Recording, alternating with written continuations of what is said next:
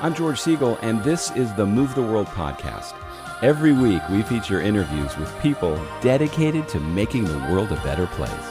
Hi, everybody. Welcome to this week's Move the World podcast, where every week we try to introduce you to somebody who's doing something in their job or in their life to move the world. And my guest today is certainly doing something that is or should be very important to all of us. Sandi Sturm is the founder of Earth Focus Group and environmentalgroups.us.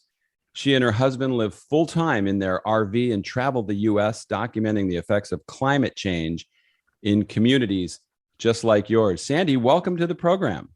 Thank you. Thank you very much.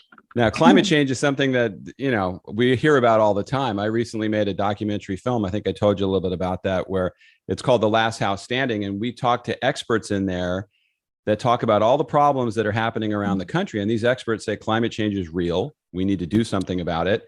And you are someone, before we talk about the book that you wrote, climate and being outdoors and everything has been a big part of your whole life. Tell us about that background growing up. Oh, yes. Well, in the book, I told stories about when I was young. I grew up in St. Louis area. So I was introduced to my outdoor life at the grandparents' cabin in the Ozarks. So, we caught tadpoles and had a lot of fish fries. But I think that's where I first remembered that experience. But since then, I've just been a wanderer. As early as I can remember, even 13, I wanted to just escape. So now our lifestyle, satisfies that. I've got a national park habit. I think we've been to 42 of them so far. Kind of slowed down the last year and a half, but we just like to be out, and that's why we live in this RV. So it's got wheels, we can go when we want.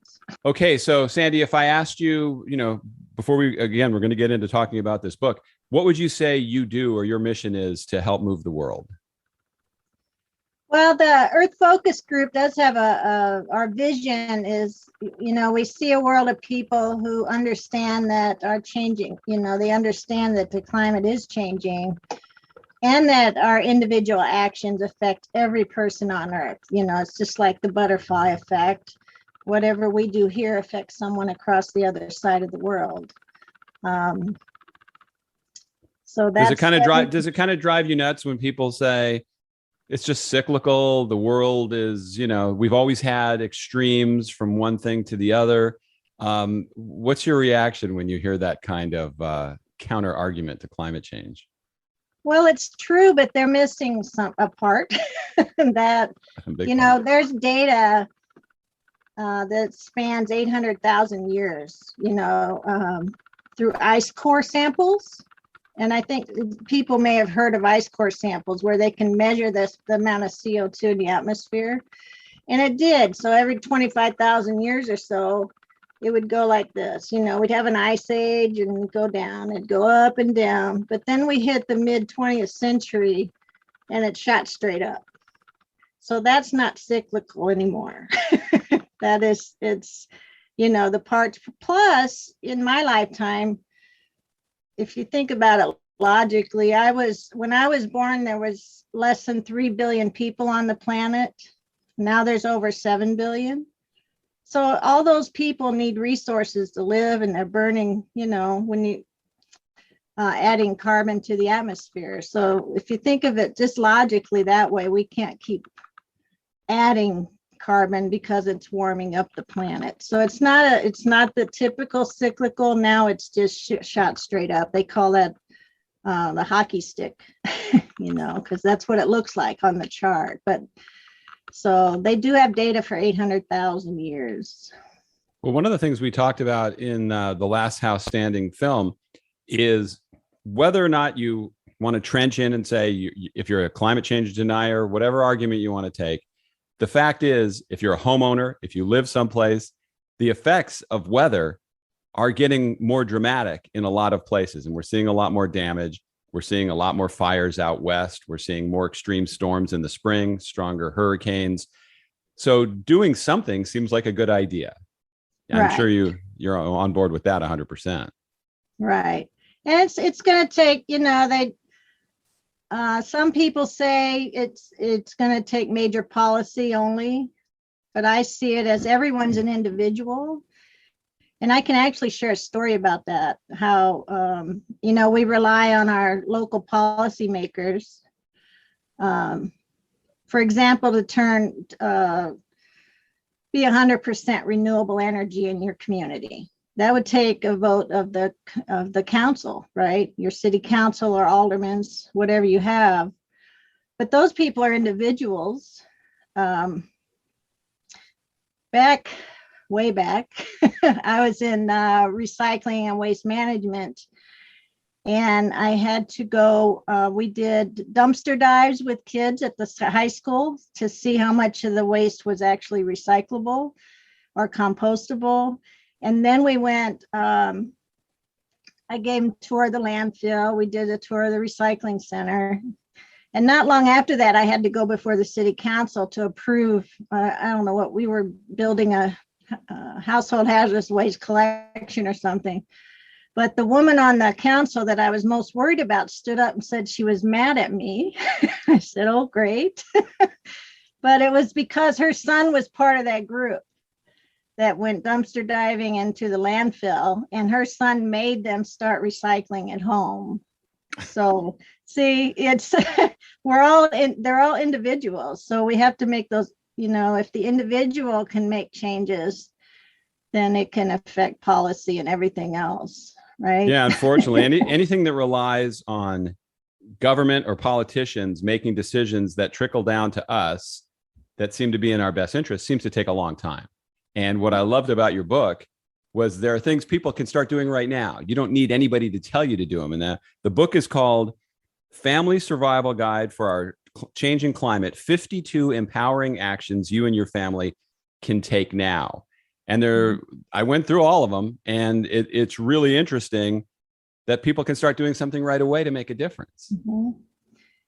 Yeah, and right now, we're heading into a big, buying frenzy, right, for the winter holidays. Mm-hmm. And so I promote this time of year experiences instead of stuff. A lot of that stuff is sitting out on barges right now. So it's not going to be on the shelves. So it's a very good time to start. Pull out that calendar, make a list of who your gifts are for the year. What kind of experience can you give them instead? I know when my parents were alive, they lived in Florida and we lived out in Utah. And they would fly in. Now, I know it's a big carbon dump is flying, but they would fly into Denver, to come see us. And we bought them train tickets from Denver over to Utah, which is through the Rockies. They loved that experience. And that's what they talked about. They don't remember the little other tchotchkes that I would buy them. So just sharing, you can share experiences with whoever you're giving a gift to, or just give them something that they will remember the rest of their life instead of just a thing, right? Yeah, I think that's a more thoughtful thing. Even if it's the gift of spending time with them, or right, the gift of having a nice afternoon out, or doing something fun, going to the zoo, doing something other than just going out and buying something that's going to amount to nothing. And that seems like it's easier sometimes to just grab a gift, even though it doesn't mean anything, than to plan the actual experience. And it's more meaningful. They know you're really thinking about them. They know that, that they like to go to the shows, or plus you're promoting your local businesses at the same time. the museums and that kind of thing. Now, something else that I thought was interesting in the book, because I hadn't really thought of it, although we do it a lot, is a lot of times when you're going to throw something out, you're suggesting throwing them out isn't necessarily the best idea. And I actually followed your book. We had an old power washer that I couldn't get started. Normally, I would have just tossed it. Instead, I put it out by the curb with a sign on it. Another person drove by in a pickup truck and is now probably going to be using that power washer as opposed to throwing it out. So one of your things is about repurposing stuff, isn't it? Oh, exactly. There's people that would love to have the stuff that you no longer want. So Hmm. that's always the first step, either donating it to, somewhere like Goodwill or our local um, reuse store. Um, and in my opinion, I used to be big in the recycling world, but recycling is a very last resort. You shouldn't buy something just because you can recycle it. And a lot of the things made today, you can't recycle anyway. So buying quality to begin with, so you're not tossing it. You buy a toaster today, it's not expected to last your lifetime, and they won't fix it. So Yeah. buying quality and then donating it.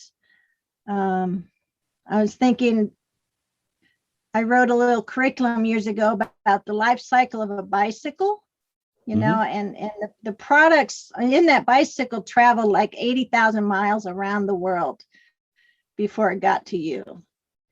And then it went on to, you can always donate that bicycle when you're too big for it or you no longer want it, instead of just tossing it, because it took 80,000 miles of energy to build that little bicycle. So I'm talking the plastic and the steel. And you can, if you look at everything through that lens, um, like a computer years ago, there were stats that, and laptops haven't changed much, but a laptop produced 40 tons of waste when it's made, one laptop. Wow. So you just have to think from,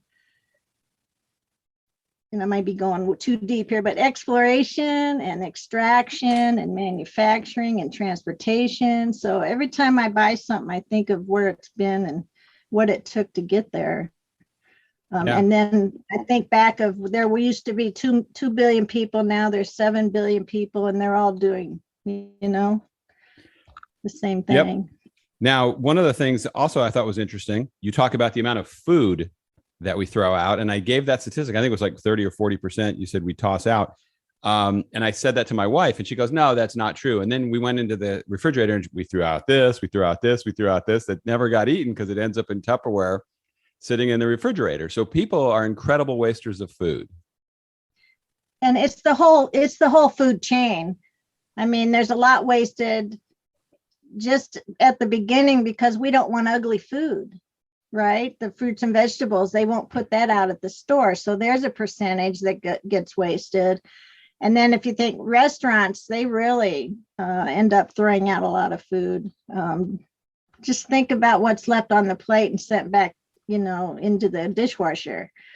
So there is a lot. And yeah, every channel in the food chain has waste. So we can take control. Um, I'd make a very detailed list of what I'm going to cook, and that's exactly what I go to the store to get. You gotta be strong. That's easier said than done. When you have kids, like my kids like this. They like ramen noodles and Nutella, two things that if you left them out or buried them 100 years from now, they probably would be in the same condition that they're in now. Right. Because I think that stuff is disgusting. But so you can't win all those battles, but you're right. Planning better, cooking what you're going to eat. And if you are going to have leftovers, make sure you use them and they don't just sit there for a month. Right. Yeah, that's tough to do. Now, paper products, paper-free vendors. You're saying like don't hand out stuff at trade shows. I Oh, like to get a pen at a trade show, but there's a lot of garbage that gets handed out at trade shows, isn't there? I mean, how many of you have been handed a plastic bag when we could go to trade shows? Yeah. And you fill that bag, you bring it, end up back wherever you started, and it sits on the floor there for a while. And then eventually you just toss it. But what my pet peeve is going, if it's like an Earth Day event or a rally or something, and the nonprofits are there and their whole table's full of paper. It's not necessary. You can go send them to the website. They have a website. You could have a big QR code there, and then some nice imagery of what your mission, what you're doing, and then talk to people. I mean, I think we just got stuck in that rut of handing things out, whether it's nonprofits or the business world. The business world, yeah, they like to hand out all kinds of things that end up in the dumpster eventually.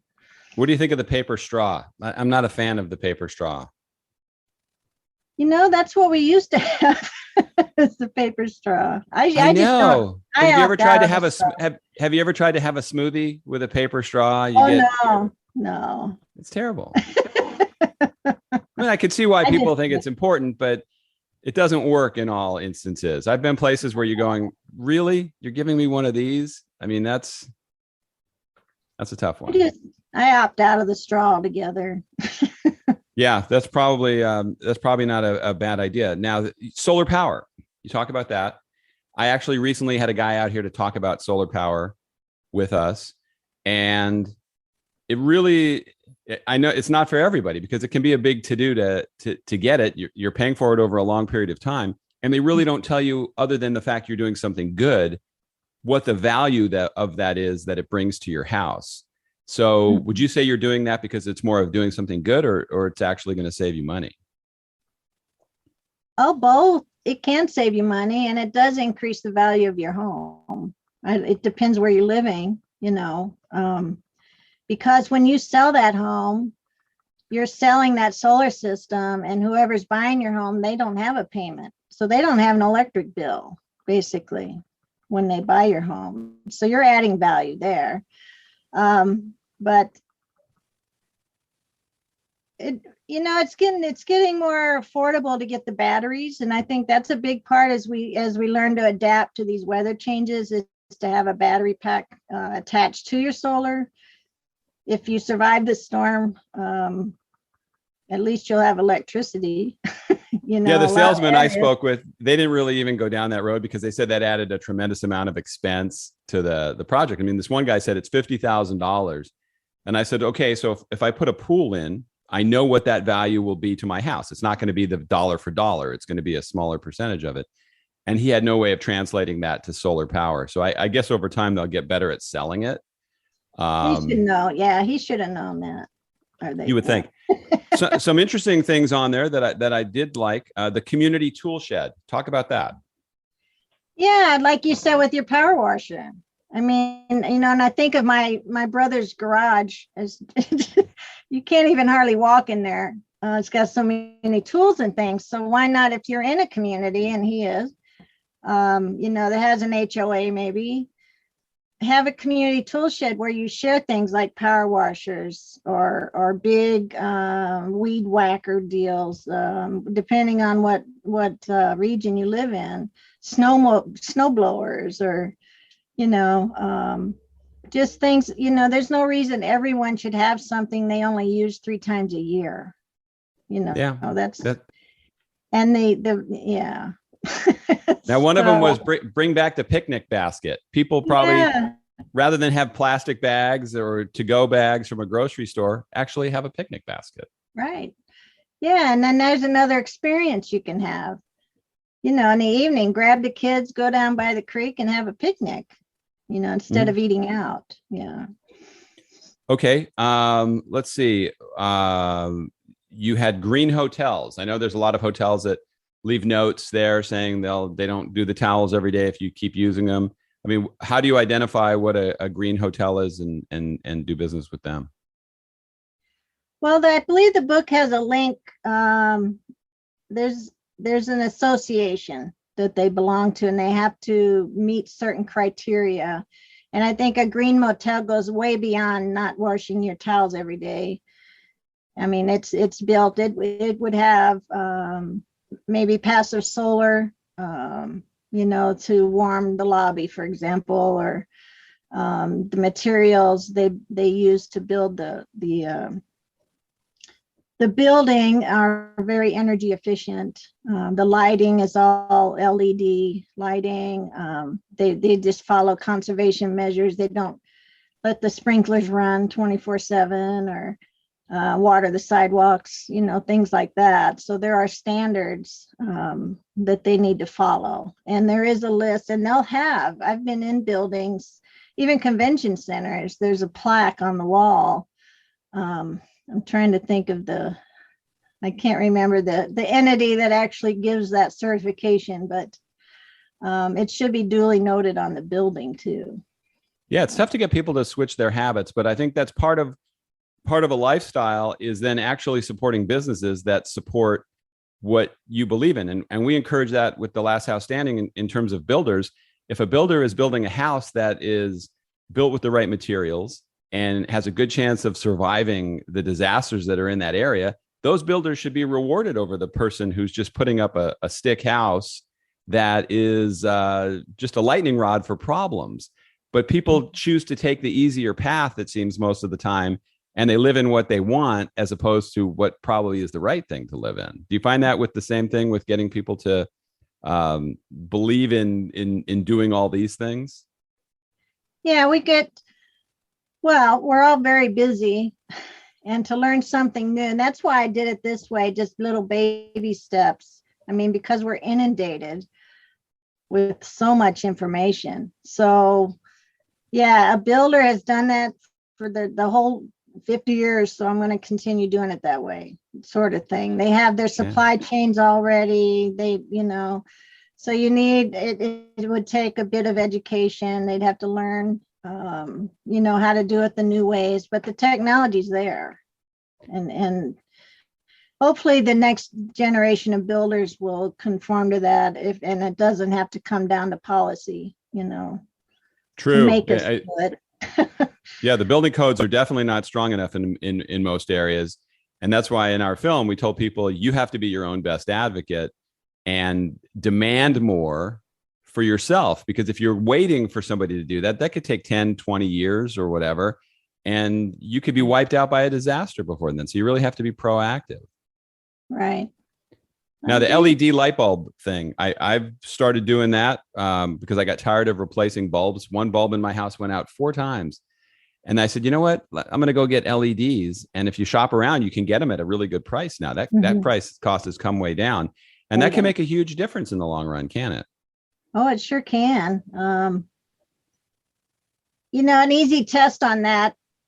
Lights put off energy and heat. So if you remember the incandescent light bulb, you would never touch that, right? When it's on.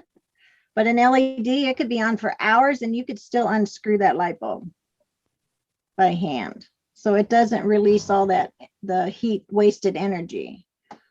So if you wanted to think of it, why it's better, there's numbers.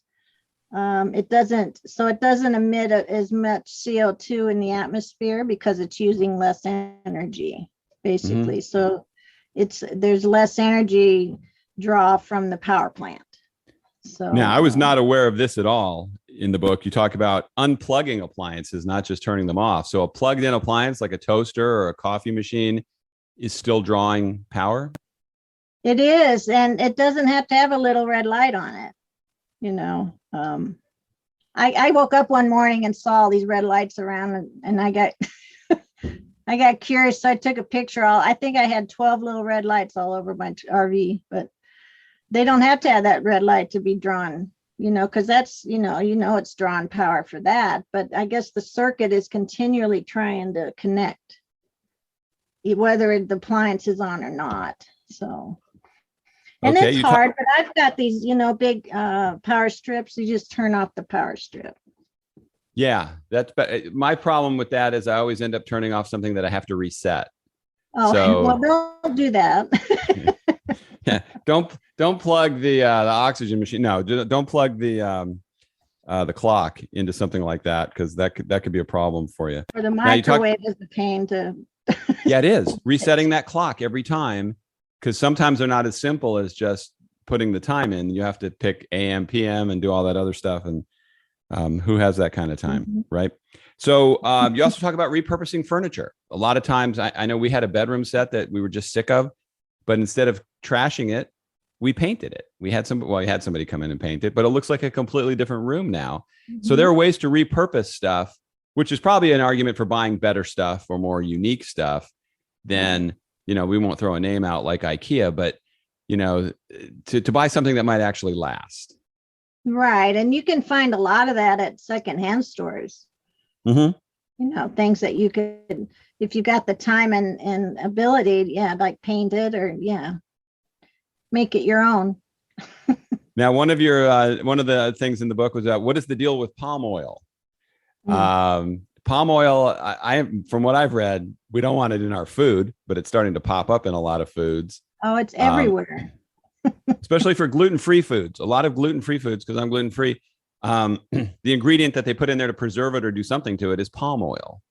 But how they make it is bad for the environment, isn't it? That causes a whole bunch of other problems. Right. And that Nutella is a big one. It's your kids' one. But because they're sustainable farms. So you need to find that designation on the label. But palm oil is grown in the tropics. So they're cutting down the tropical rainforest to build the plantations. And it's in everything from, your hair care, facial, anything in the bathroom. All, it's not only the kitchen. So it takes an eye. I think one thing that we can do is just read the labels and know what things are harming the environment and you. Palm oil is and pineapple. I just wrote an article on pineapple plantations in Costa Rica and how that's causing havoc to the entire region. So, buying that $2 pineapple from Costa Rica has really got a higher cost than that. So, you can dig deep into many foods, tropical foods mainly. Yeah. I wonder why we use palm oil like we do. And the other one is carrageenan. I didn't see that necessarily in the book, but I've just read how that's a carcinogen, and it's in deli meat. It's in ice cream. I think it's like the third ingredient in Ben and Jerry's ice cream. Oh, I know. It's like, because it's cheap. That's why.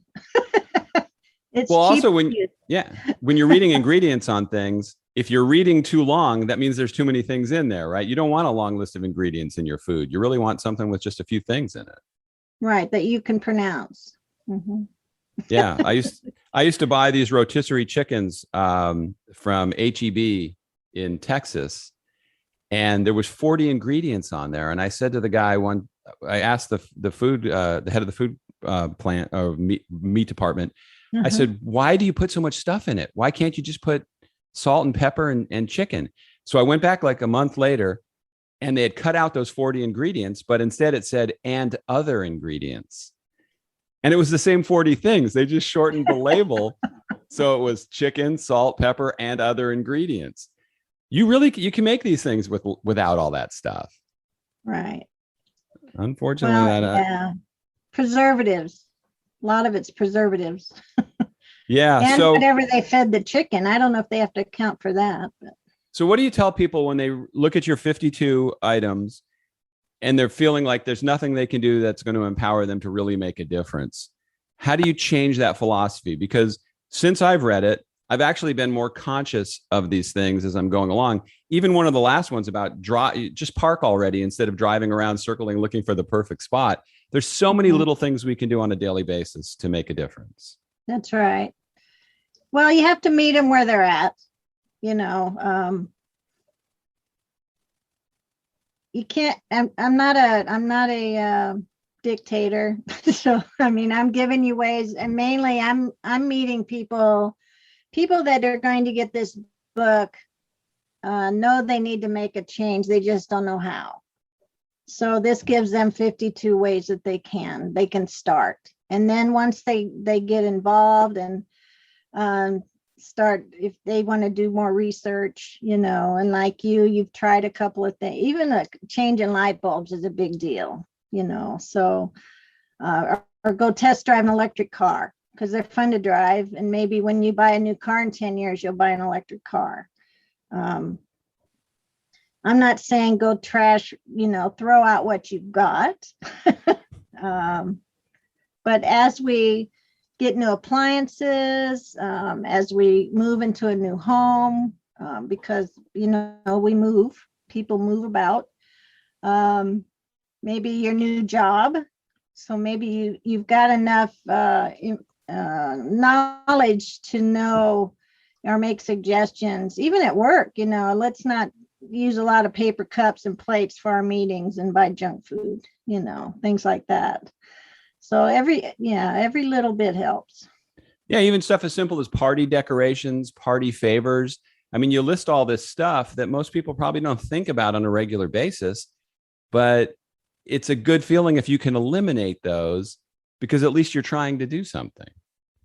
Well, that, and you have I call it the party tubs, just have a tub of all these things that you can reuse at your gatherings. Then you don't have to go out and buy things either, so it saves money and it's more reusable things.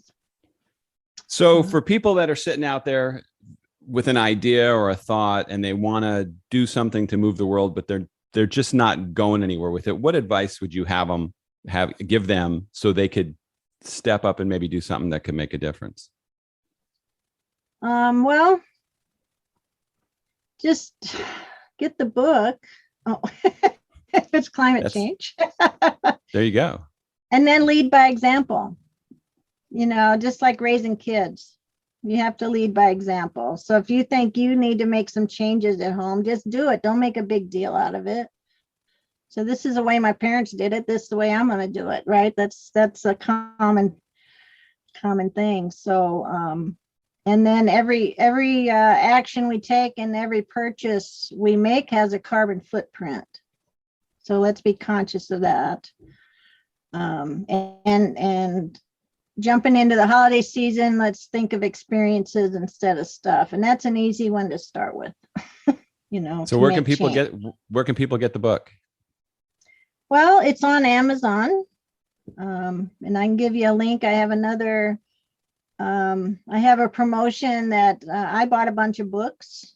So I'm just for the cost of shipping and handling, I'll send you one. Okay, we'll put that in the show notes so people can click on that. But I would say definitely they should grab this book and look it over and start chipping away at these things, because, I don't think of myself as an environmentally conscious guy on a day-to-day basis. But when I thought of, hey, I'm doing this, I do a lot of these things on this list, or I'm starting to. So I think it can really resonate with people. Right. Yeah, and I'd love to hear about what people are doing. I mean, this is only 52. There's a lot more. And we like to share, happy stories, success stories. We get enough of the gloom and doom, right? Absolutely, on a daily basis. Hey, Sandi, thank you so much for coming on. Appreciate your time, and I appreciate you sharing the book. I appreciate it too. Thank you very much. Thank you for joining me on this week's Move the World podcast. If you know of anybody that you think might make for an interesting guest, please shoot me an email at movetheworldfilms@gmail.com. Also, if you liked what you were listening to, it'd be great if you could take a minute and leave a review for the podcast and share it with your friends and your social media. Just a small homework assignment to help me out as I try to grow the audience. Thanks again for listening. See you next time.